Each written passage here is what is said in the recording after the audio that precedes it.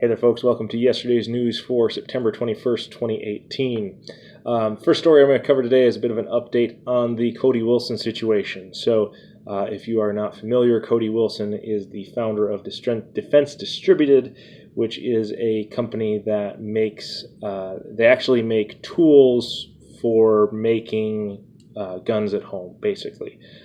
They were in the news recently because they also sell the plans for the 3D printed all plastic Liberator pistol, which doesn't actually work most of the time and does actually require metal parts to function, so it's not undetectable, etc., etc. But that's why you should know who Cody Wilson is.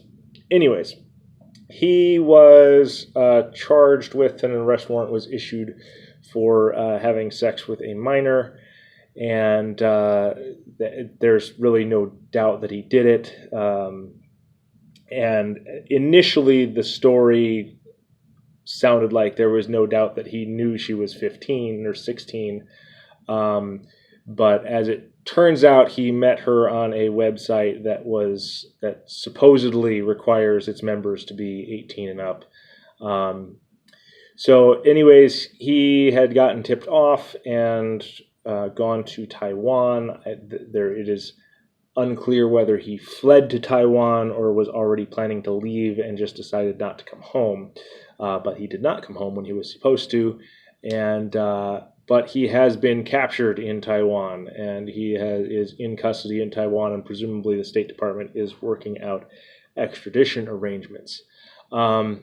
So, contrary to not necessarily contrary to my previous statement in my previous video on the subject, he may in fact not be a pedophile, but he's still the kind of creep who trolls prostitution loophole sites for girls who look under 16, according to the police officer who was interviewed. So yeah, he's still a creep, but he's in custody, and unfortunately, the case is a little murkier now than it was, but then it also brings attention to these prostitution loophole sites, many of which are very much tied in with human trafficking and very much a problem.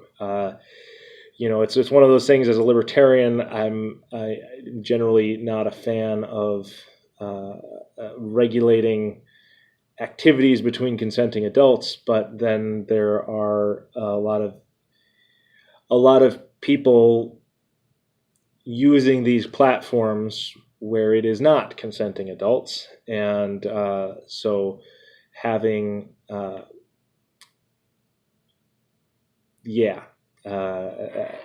think dealing with that in a better way needs to be done, because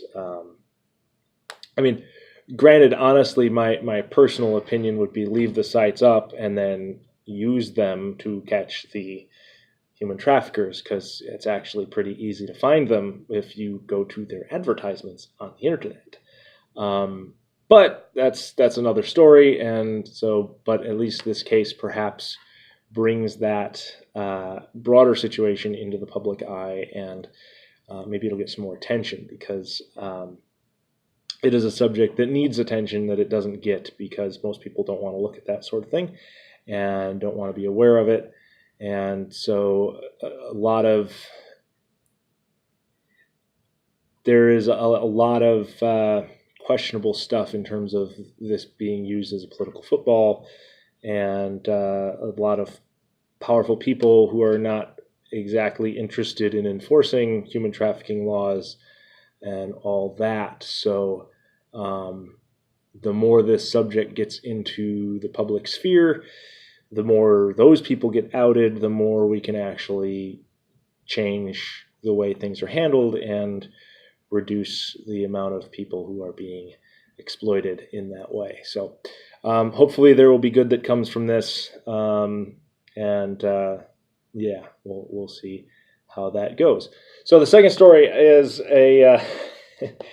really, this is just an example of don't believe the headlines. There is a World Health Organization study claiming that, and the headline is, 1 in 20 deaths caused by alcohol.